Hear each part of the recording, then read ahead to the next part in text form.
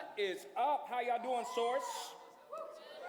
Woo, woo. Good, good. Well, I'm excited to be here with y'all tonight. This is a beautiful thing. I'm Pastor Jay. If you don't know who I am, if you come here, if this is your first time to the Source, how many people this is your first time to the Source? Come on, raise it up. Come on, give it up for our people. We're excited that you're here. If you ever come on the weekend, I am the worship pastor of the church. It is awesome to be here. Earlier this morning, I got a call from the one, the only Pastor TJ. Can we give it up for Pastor TJ? But there's an issue. Pastor TJ got sick. Oh, everybody says, oh. He's probably watching. Everybody say, hey, Pastor TJ.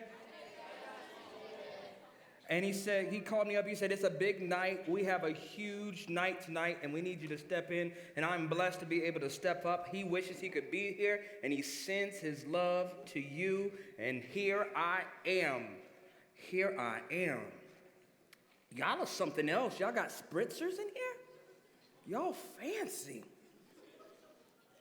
I think about being where I'm from, and I think about how blessed I am to be here with y'all. I think about where I'm from and where all the things I've went through to be right here with you guys, and I say, there is no way on God's green earth that I should even be here today. See, the community where I'm from Kansas City, Missouri, home of the Chiefs. Come on now. Can we say, let this be the team to knock out the Patriots? No Patriots. Go Chiefs. Can I get... That's the right kind of Indian, never mind.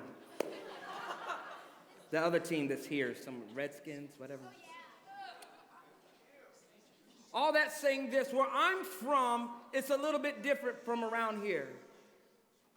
Where I'm from, sirens are the lullaby of the night. Where I'm from, hunger pains was an issue.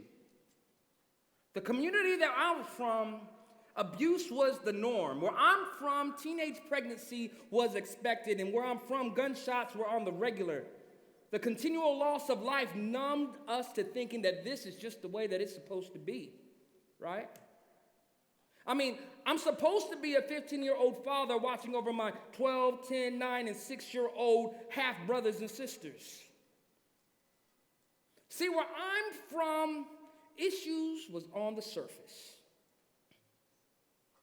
Have you ever met somebody and was like, I thought my life was jacked up until I met that person? Have you ever met somebody and be like, man, I thought my life was upside down? And then you saw a person with a Samsung Android. You're like, you need an iPhone. That's supposed to be a joke, little satire for you. Thank you, I appreciate that. Here comes some perspective.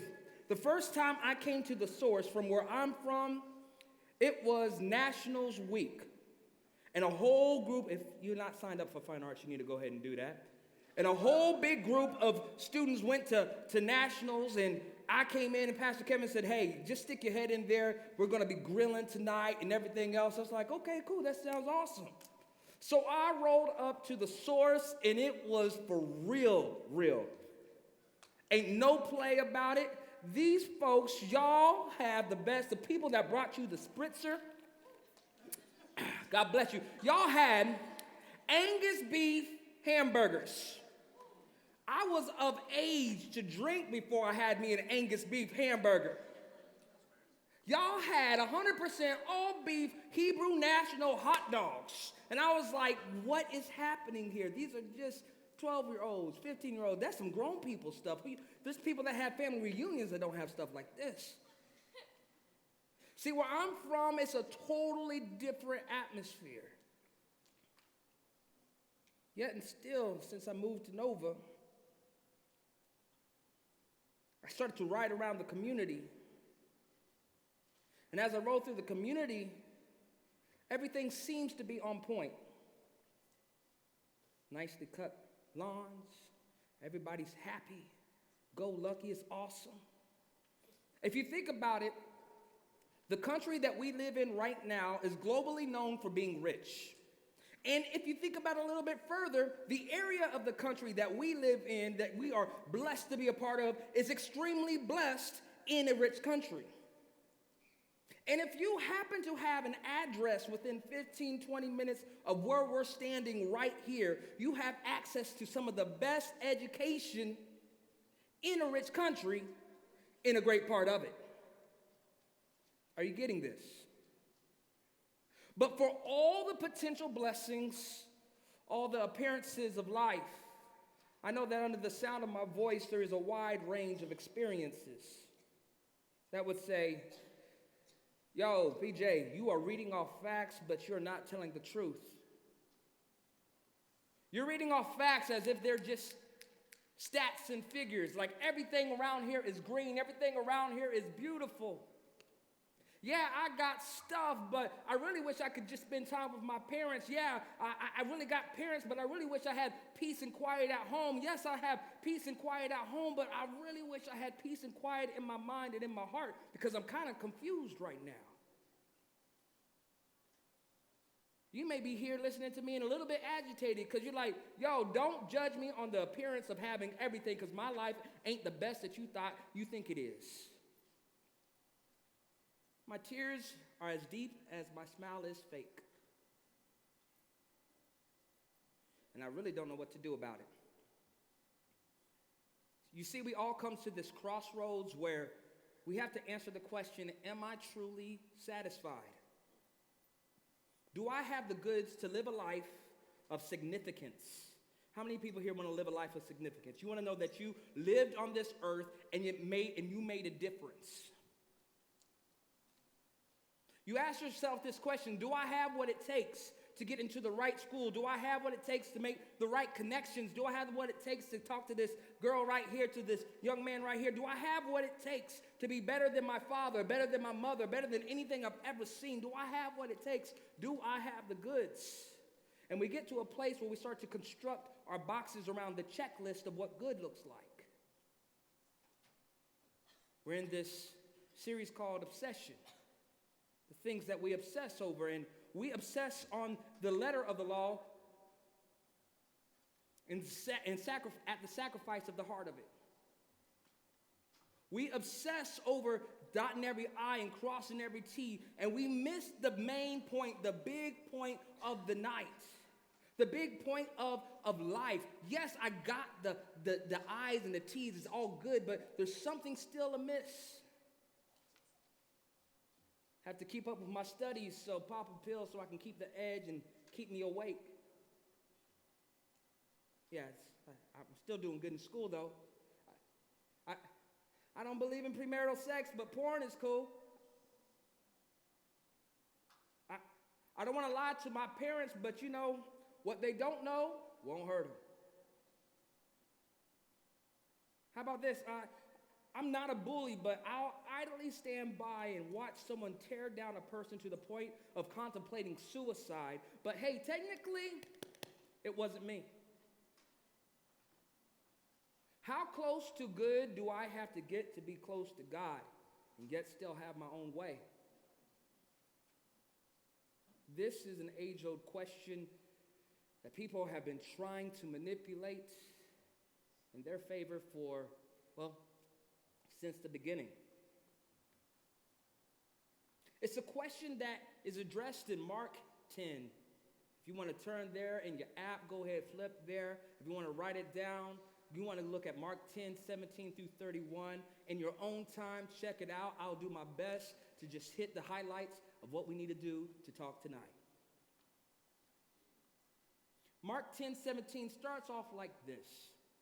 As Jesus started on his way, a man ran up to him and fell on his knees before him. Good teacher, he asked, what must I do to inherit eternal life? Jesus replies and says, why do you call me good? No one is good except for God alone. This dude is having a moment of his life opportunity. right here. He said, here comes Jesus. I'm about to ask the man, the myth, the legend, what do I need to do to get eternal life? What do I need to do to have a good life? He's a good man. Let's have a good man to good man conversation. Good teacher, tell me what I need to do. Do I have the goods? Jesus responds and begins to give him a checklist. Verse 19, you know the commandments. You shall not murder. Cool. You shall not commit adultery. That's cool. You shall not steal. You shall not give false testimony. You shall not defraud. Honor your father and mother. And here's what happens in my mind right here. I feel like dude is sitting back and Jesus is beginning to rehearse the 10 Commandments. His 10 Commandments were like the rules that God has given people to have a great life, have a good life. And as they were given these 10 Commandments, he stops them at number 6 and says, hey, teacher, teacher, teacher. All these I have kept since I was a little boy. He says, hold up, Jesus. Oh, that's cool. No, I got that. I know the rest of them. You don't even have to finish that. I got this. I'm in a good place right now. My life is doing good. And if you're just going to rehearse the 10 commandments of everything that I need to do, the checklist that I need to do, I got you.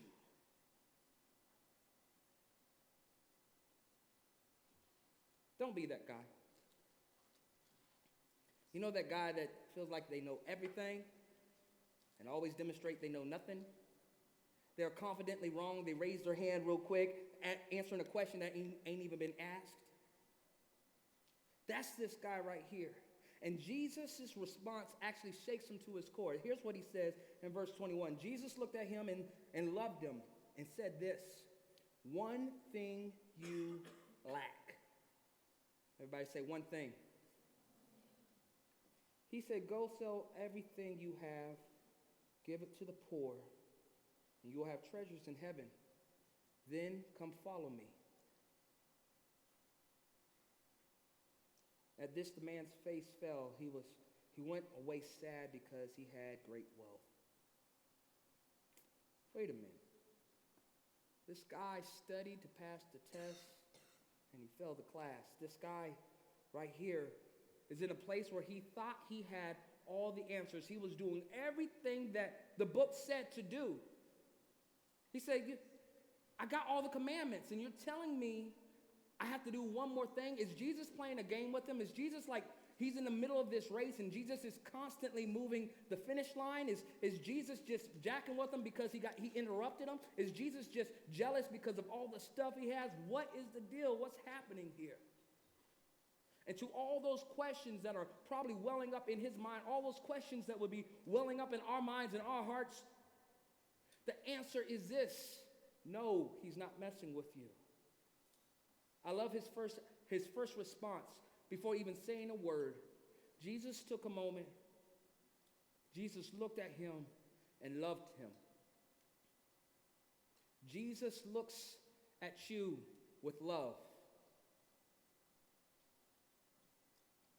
For some of us, when we think about God, we have this story that's happening in the back of our mind. God is out here to get me. For some of us, when we think about God, we think God is out here waiting for me to fall, waiting for me to fail, and I will never measure up to anything that he's ever asked me to do. I'm here to tell you tonight that that's a bold-faced lie. He's not mad at you. They say he is madly in love with you. He is for you. And he's responding with love towards you. Take a moment. If your eyes aren't already closed because you're sleeping, close your eyes for a second. I want to paint a picture in your mind. You are in a crowded building. A crowded building and a raging fire breaks out. Everyone goes into a panic. You begin to run to safety, finding an exit, and all of a sudden you see your little brother running in the opposite direction of safety. He's putting his best efforts in going the wrong direction. But his efforts still lead him into danger. You run to him, grab him, try to get his attention.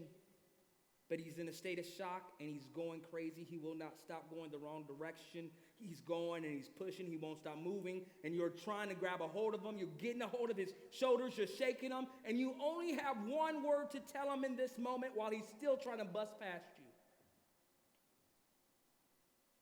What word would that be? You had one word. On the count of three, I want you to say that word. 1, 2, 3. Stop. You can look up now. Jesus is face to face with a really rich person.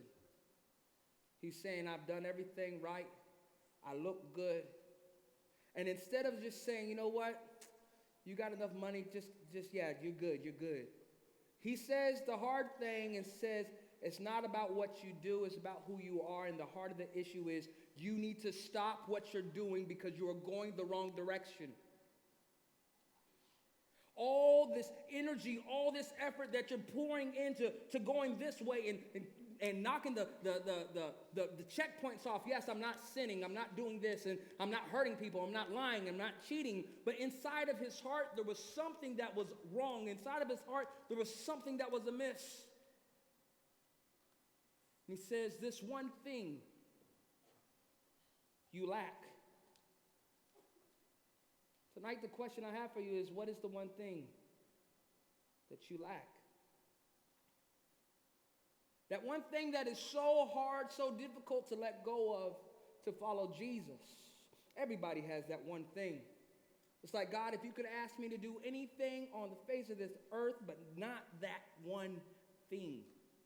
God, if you could ask me to have anything, do anything, I will go to a mission trip. I'll go to El Salvador. I'll go to China. I'll go to Cuba. I'll go anywhere you call me to go. I have no problem. But if you tell me to straighten up my bad attitude in fifth period, something is going to go wrong.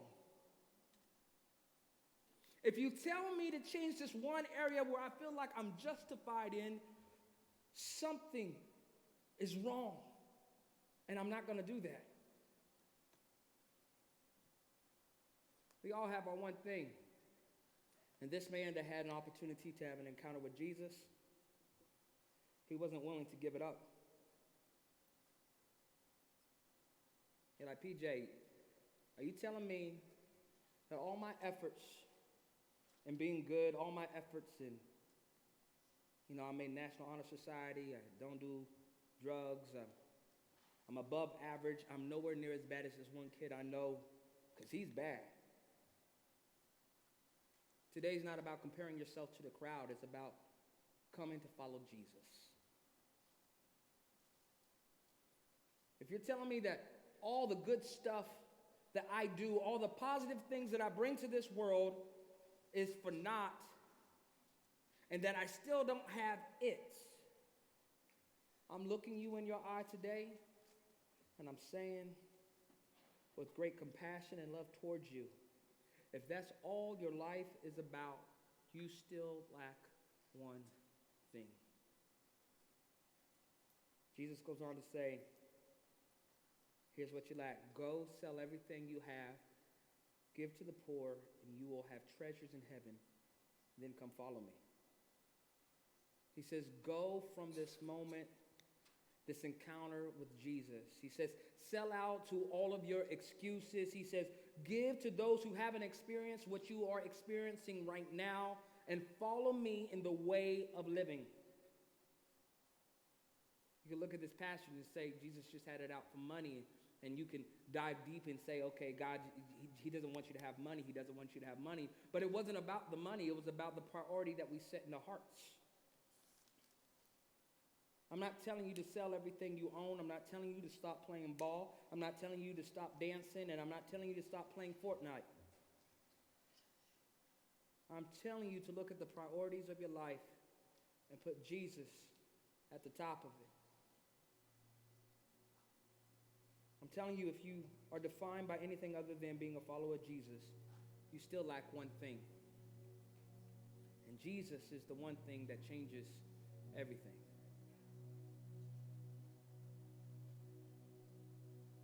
Tonight's response circles around this truth. If you don't get anything else, it's never been about what's in your hand. It's always been about what's in your heart. It's never been about what you can and cannot do. It's been about the motives that's in your heart. While our obsessions can seem to be about what we do, you can see it all by what we do. What we do is only the result of who we are, and who we are starts in the heart. It starts in our motives. Are you obsessing over some crazy stuff that really doesn't even satisfy? Think about the priorities of your life. Who sits at the top? And if I had to measure the things that end up at the top, there's only really two things that go back and forth, back and forth. The priorities of my life either goes back between Jesus, what he desires and what he wants of me, or Josh, what I desire and what I want for me. And in this struggle of going back and forth, we have to know today, right now, that there's not a space on that number one spot to have a two-way tie. Jesus was telling this young man when he said, go sell everything, he said, it is all or nothing. Sell out to everything and follow me. Breaking it down a little bit more, we believe here at the Source that there's more to life. We also believe you were made for more than this life. The question this man was asking is a big question. And the big question, big picture question, answer is this, that we are to follow Jesus. Jesus is the Son of God. God sent him to live a perfect life, to be the perfect sacrifice for an imperfect people. I am one. You are one. And Jesus' life mission was to come to earth and break the cycle of selfishness, break the cycle of sin that had us going a wrong direction. And you come here today, you've been brought by your friends. And why are you here?